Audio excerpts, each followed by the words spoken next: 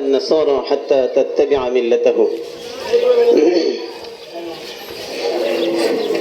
সংগ্রামী তৌহিদি জনতা,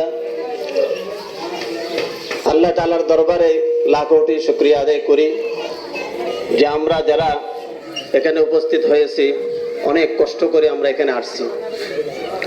একটা কথা আছে, বাঁশের জারের যে পাতার আগুন এটা ফুরুত করে ধরে আবার ফুরুত করে নিভে যায়।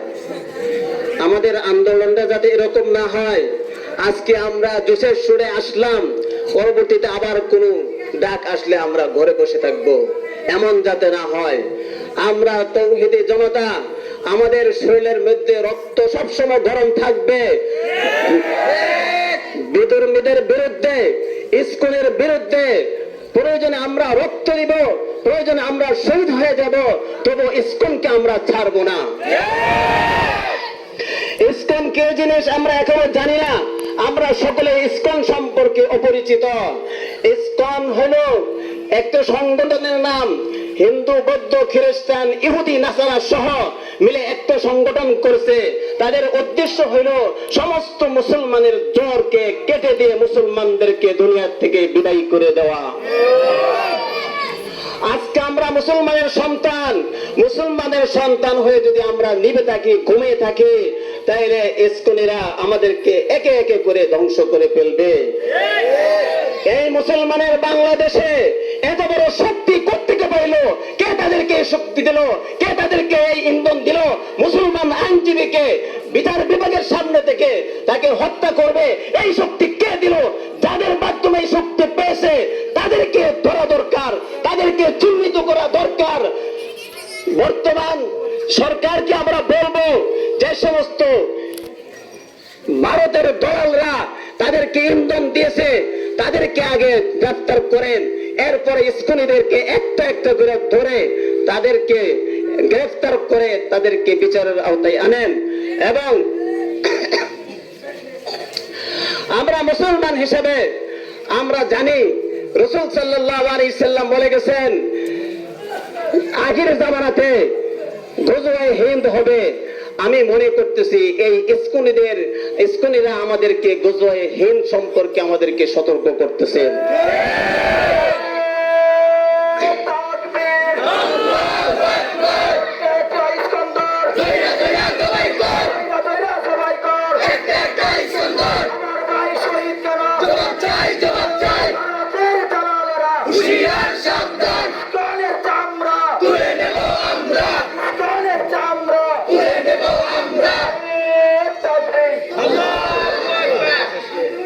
ইস্কনিদেরকে আমরা যতক্ষণ পর্যন্ত শরীরে রক্ত থাকে আমরা তাদেরকে ছাড়বো না।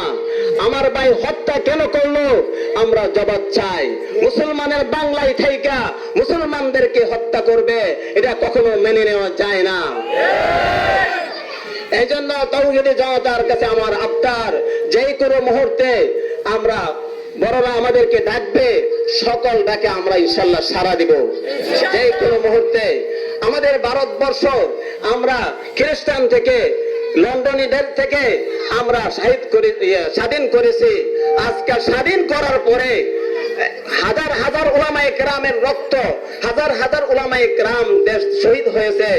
দিল্লির চাঁদনি থেকে নিয়ে খাইবার পর্যন্ত অনেক বড় জায়গা, একটা গাছও বাকি নাই উলামায়ে কেরামের লাশ জ্বলছে না, ফাঁসির কাস্টে জ্বলছে না। ওই উলামায়ে কেরামের রক্তের বিনিময়ে এই ভারতবর্ষ পশ্চিমাদের হাত থেকে স্বাধীন হয়েছে।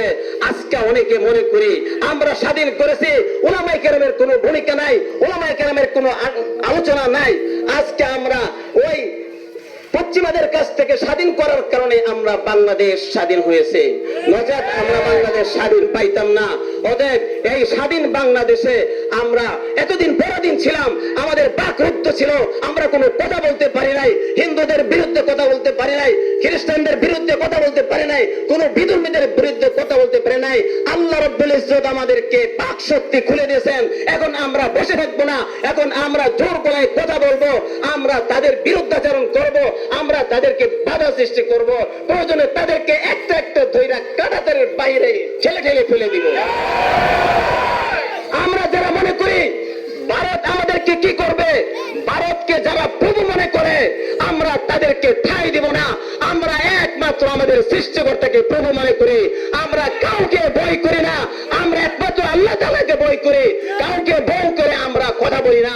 আমরা মুসলমান, আমাদের বুকে আছে ঈমান, আমরা যতক্ষণ পর্যন্ত ঈমান থাকবে ততক্ষণ পর্যন্ত আমরা হুঙ্কার দিয়ে যাব ইনশাআল্লাহ।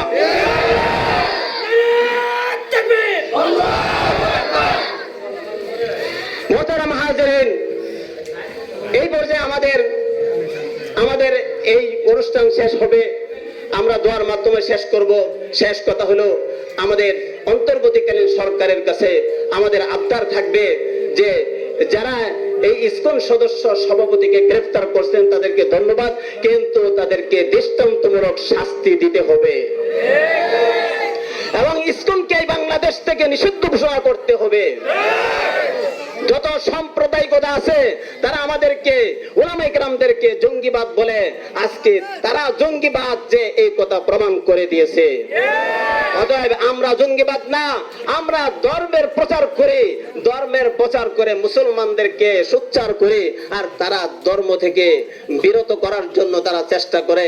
অতএব তাদের বিরুদ্ধাচরণ আমরা সবসময় করবো ইনশাআল্লাহ। আর সরকারের কাছে জোর দাবি হলো তাদেরকে গ্রেফতার করে পরিপূর্ণ শাস্তির আওতায় আনা হোক এবং ইসকনকে বাংলাদেশ থেকে বিতাড়িত করে দেওয়া হোক। নাসরুম মিনাল্লাহি ওয়া ফাতহুন করিব। নারে তাকবীর!